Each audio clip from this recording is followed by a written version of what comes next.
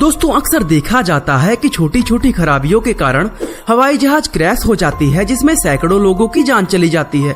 लेकिन कई बार कुछ लोग इन खतरनाक हवाई हादसों से भी जिंदा बचकर वापस लौट आते हैं।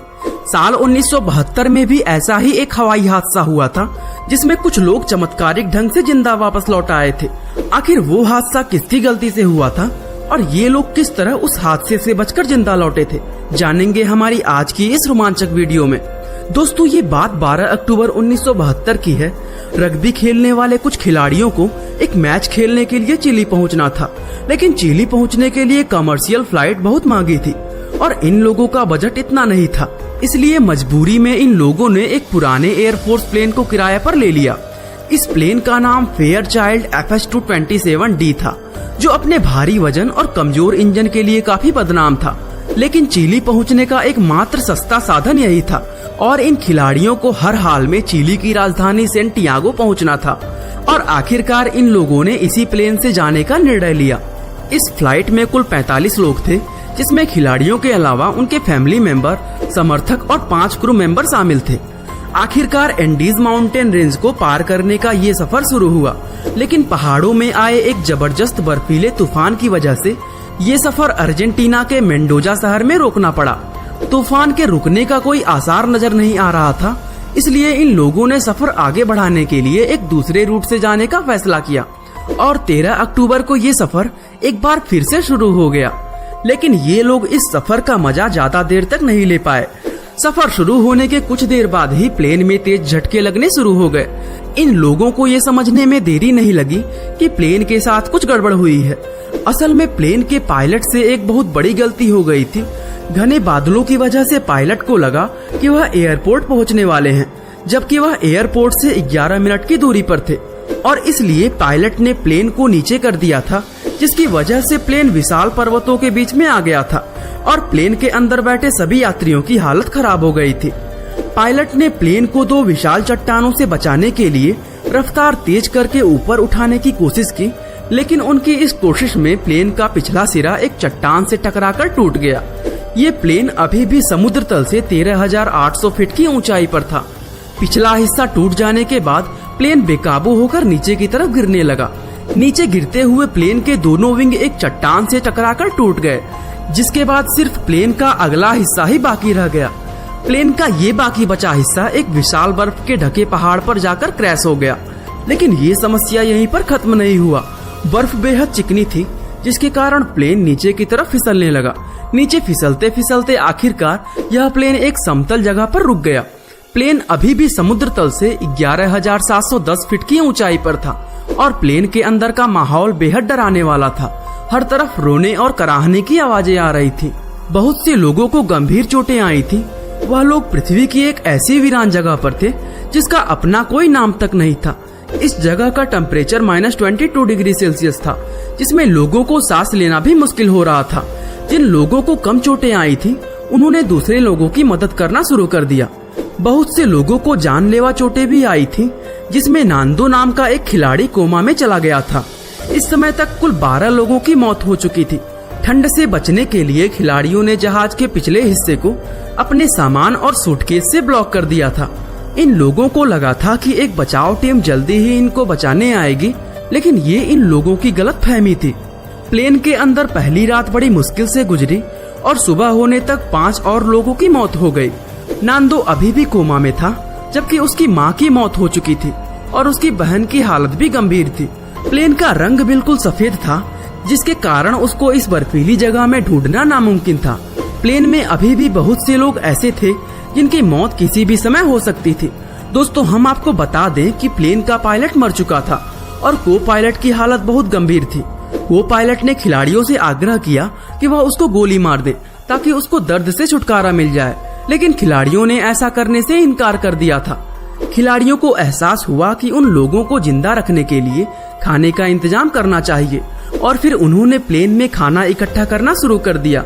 उन्होंने पाया कि शराब और सिगरेट के अलावा जहाज में चॉकलेट, कैंडी, जैम और बादाम के कुछ डब्बे मौजूद थे। दिन बीतते गए और लोग मरते रहे। क्रैश होने के 10वें दिन नांदो को कोमा से होश आया। उसने उठकर देखा कि उसकी बहन अपनी आखिरी सांसें ले रही थी। नांदो की बहन ने उसके हाथों में अपनी आखिरी सांसें ली। अब इन लोगों को एहसास हो गया था कि उन्हें बचाने कोई नहीं आने वाला है।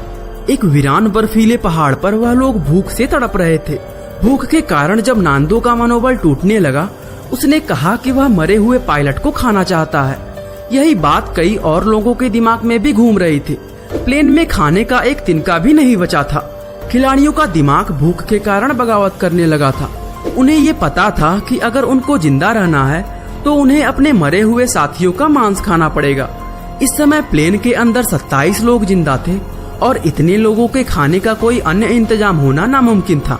आखिरकार उन्होंने अपने मरे हुए साथियों का मांस खाने का निर्णय लिया, जिसकी शुरुआत उन्होंने पायलट से की। कुछ दिन इसी तरह बीते और 17वें दिन की रात को उन्हें एक तेज आवाज सुनाई दी। बाहर निकलकर देखा तो एक विशाल अवलांच उनकी तरफ बढ़ रहा था और कुछ ही सेकंड में वह तूफान प्लेन तक पहुंच गया। इस भयंकर तूफान में 8 और लोगों की मौत हो गई। प्लेन पूरी तरह बर्फ से ढक गया था और इस बर्फ को पिघलने में 3 दिन का समय लगा। दिन बीतते गए और ये लोग अपने मरे हुए साथियों का मांस खाते रहे। ये लोग गर्माहट के लिए सिगरेट पीते और हर रोज मदद की तलाश में बाहर निकलते, लेकिन कुछ दूर जाने पर ही ये बुरी तरह थक कर वापस आ जाते।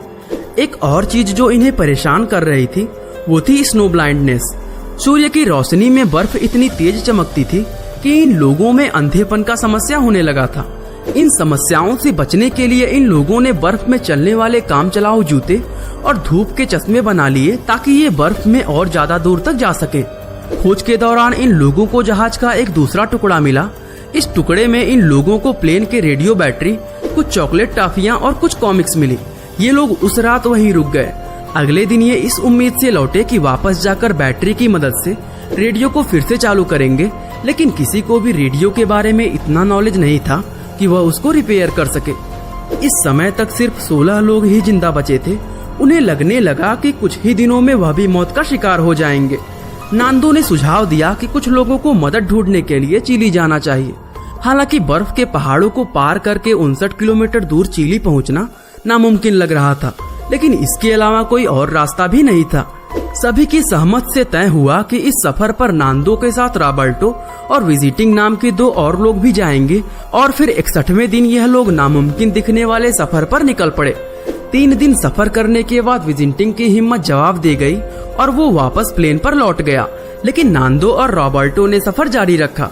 8 दिन लगातार सफर करने के बाद आखिरकार उन्हें एक नदी दिखाई दी। नदी के दूसरे तरफ उन्हें एक इंसान दिखाई दिया और उस व्यक्ति से मदद मांगने के लिए नांदो ने पत्र लिखकर एक पत्थर की मदद से उसकी तरफ फेंका। वह व्यक्ति पत्र पढ़कर मदद का वादा करके वहां से चला गया। नांदो और रॉबर्टो ने वहीं नदी के किनारे डेरा डाल लिया। 2 दिन बाद नांदो और रॉबर्टो की मदद के लिए वहां पर आर्मी पहुंच गई और आर्मी ने तय किया कि बाकी लोगों को ढूंढने के लिए नांदो हेलीकॉप्टर के साथ जाएगा। थोड़ा आराम करने के बाद नांदो आर्मी के हेलीकॉप्टर के साथ अपने साथियों को बचाने के लिए निकल पड़ा। क्रैश होने के 72वें दिन सभी 16 लोगों को बचा लिया गया। सभी लोग इनके लौटने का जश्न मना रहे थे, लेकिन एक सवाल का जवाब किसी के पास नहीं था कि ये लोग आखिर 72 दिन तक बिना खाना पानी के कैसे जिंदा रह पाए। कुछ दिन बाद एक अखबार में घटना स्थल का एक फोटो छपा, जिसमें इंसानी शरीर के कंकाल मिले थे। इन लोगों के 72 दिन तक जिंदा रहने का राज खुल गया। बहुत से लोगों ने इनका विरोध करते हुए इन्हें नरभक्षी और आदमखोर जैसे नामों से पुकारा, लेकिन नांदो ने एक इंटरव्यू में कहा कि उस पहाड़ पर जिंदा रहने का यही एकमात्र जरिया था। अपनी जान बचाने के लिए उन्हें जो ठीक लगा उन्होंने वो किया। दोस्तों, आपको क्या लगता है, इन लोगों ने अपने साथियों का मांस खाकर ठीक किया या गलत? हमें कमेंट करके जरूर बताइएगा। बाकी दोस्तों, आज के लिए बस इतना ही। उम्मीद है आपको हमारी आज की यह वीडियो काफी पसंद आई होगी। और दोस्तों, ऐसी ही इंटरेस्टिंग वीडियोस को लगातार देखने के लिए हमारे चैनल को लाइक, शेयर और सब्सक्राइब करना बिल्कुल ना भूलें। आपका बहुमूल्य समय देने के लिए बहुत बहुत धन्यवाद।